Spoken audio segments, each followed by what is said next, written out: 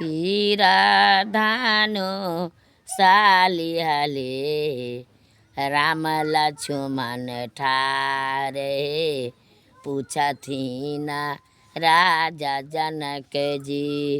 किनकर लाल हे पूछा थीना राजा जनक जी तीरा धानो सालिहाले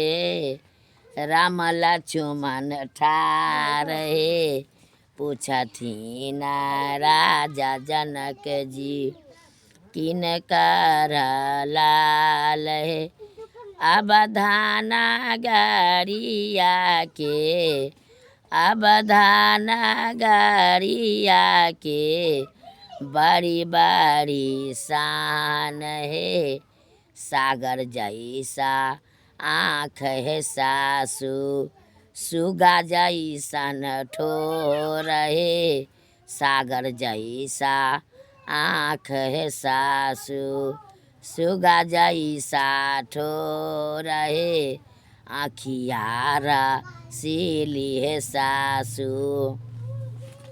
सुगा जैसन ठोर है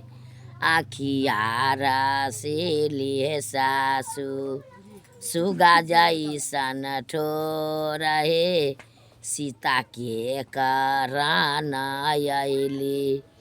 मिथिला के ओर हे सीता के करान अइली मिथिला के ओर हे।